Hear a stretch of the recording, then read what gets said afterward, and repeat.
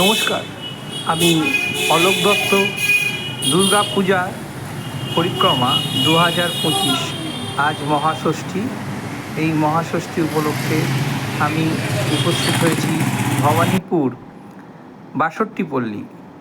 এই পুজোর থিম হচ্ছে এখানকার যে রাধাকৃষ্ণ, অর্থাৎ রাধাকৃষ্ণের যে যুগল মিলন, তার উপর বেস করে এখানকার থিম।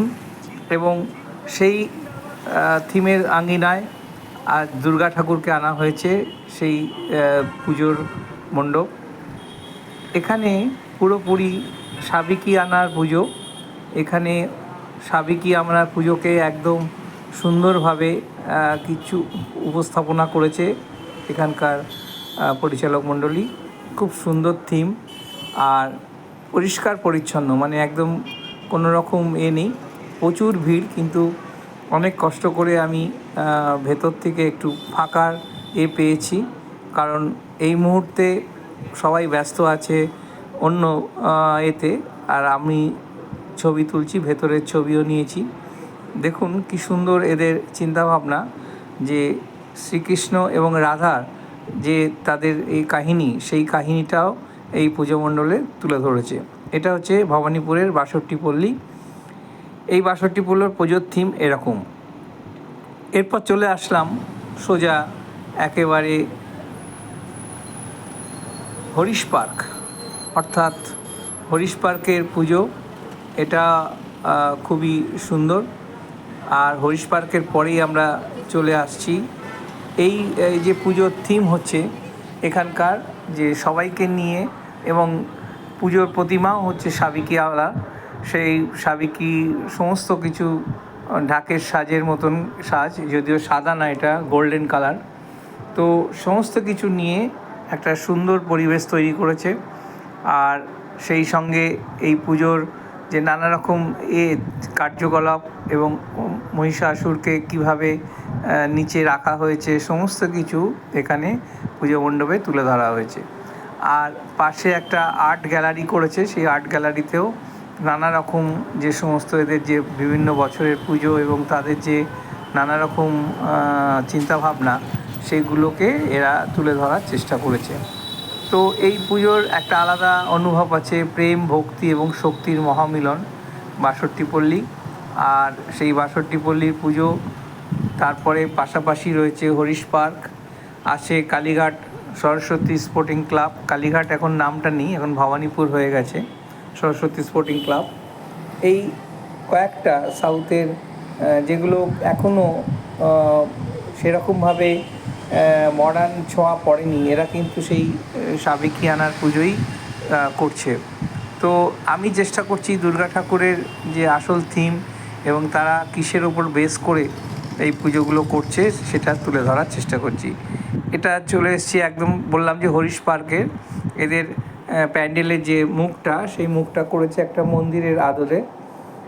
তো অনেকটা জায়গা নিয়ে কভার করেছে বলে এই হরিশ পার্কের পুজোর এর একটা আলাদা স্থান পেয়েছে। হরিশ পার্কে কিন্তু প্রচুর ভিড় হয়। আর সবথেকে বড় কথা, এরা কিন্তু সবসময় কালচারাল প্রোগ্রাম করে থাকে। তো এর পাশেই একটা ছোট স্টেজ করা আছে, সেই স্টেজে নানা রকম প্রত্যেক দিন এক একজন শিল্পী এসে এই পুজোটাকে আরও বেশি আলোকিত করে দেয়। তো এটা হরিশ পার্কের পুজো। এর সভাপতি আবার কার্তিক ব্যানার্জি, আমার বন্ধু হয়। যাই হোক, সে তো অন্য ব্যাপার, এটা নিয়ে আমি আলোচনা করছি না। আমি যেটার মধ্যে আসছি, যে এখানে পুজোর প্যান্ডেলটা দেখুন কত সুন্দর। প্যান্ডেলের মধ্যে নানা রকম কারুকার্য আছে, আর শিল্পের ছোঁয়া রয়েছে। বিভিন্ন একটা কী বলবো, আভিজাত্যের রেখেছে এই প্যান্ডেলের মধ্যে। আর সমস্ত কিছু পরিকল্পনা, ভাবনা এবং চিন্তাভাবনা নিয়ে এই হরিশ পার্কের পুজো 2025 খুব সুন্দরভাবে অনুষ্ঠিত হচ্ছে। আজ মহাষষ্ঠী, তো সেই মহাষষ্ঠীতে আমরা উপস্থিত হয়ে এখানকার কিছু ছবি তুলতে পেরেছি। এরপর আসা যাক, আমরা ভবানীপুরের আরেকটি পুজো প্যান্ডেলে যাচ্ছি।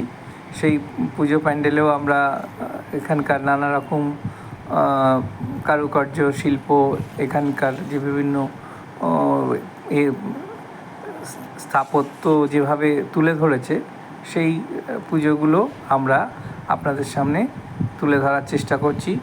যদিও প্রচুর ভিড়, তার মধ্য থেকে এরকম ছবি তোলা খুবই কঠিন ব্যাপার, কিন্তু চেষ্টা করেছি এবং উদ্যোক্তারা যথেষ্ট সহযোগিতা করেছে। দেখছেন পাশেই নানা রকম মেলা, বাচ্চাদের নানা রকম এন্টারটেনমেন্টের জায়গা আছে।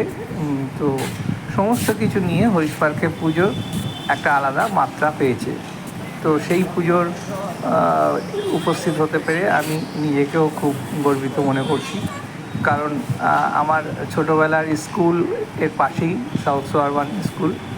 তো সেই ছোটোবেলা থেকে আমরা এই যে পুজোর এটা দেখতে পাই, সাউথ ক্যালকাটার যে বিভিন্ন আভিজাত্য পুজোগুলো আছে, সেই পুজোগুলো আমরা তখন হয়তো আমি এর সঙ্গে যুক্ত ছিলাম না, কিন্তু এখন একটু যুক্ত হয়ে গেছি। এটা হচ্ছে সরস্বতী স্পোর্টিং ক্লাব, এখন ভবানীপুর নাম হয়ে গেছে, ভবানীপুর সরস্বতী স্পোর্টিং ক্লাব এর পুজো। এটা আমার নিজের ক্লাবের পুজো। তো এই পুজো খুব দেখুন একদম সাবেকিয়ানা, কোনো রকম আড়ম্বর বা আলাদা কিচ্ছু না, একদম সিমসাম এই পুরোনো দিনের যে সমস্ত কারুকার্য সেইগুলোকে এখানে ওরা তুলে ধরেছে উদ্যোক্তারা। আর সেই সঙ্গে প্যান্ডেলের কাজ, প্রতিমার কাজ, প্রতিমা শিল্পী হচ্ছে রাহুল পাল। খুবই বয়সে খুবই অল্প, কিন্তু ওর একটা আলাদা পরিচয় আছে।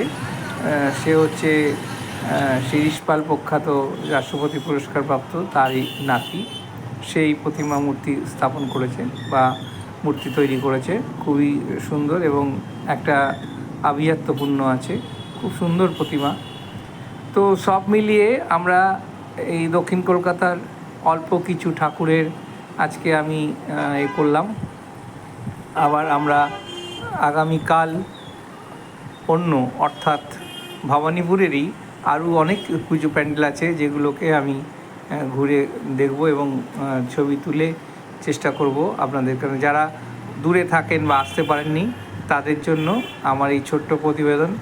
যদি ভালো লাগে তাহলে লাইক, শেয়ার আর সাবস্ক্রাইব না করা থাকলে সাবস্ক্রাইব করবেন। ভালো থাকবেন।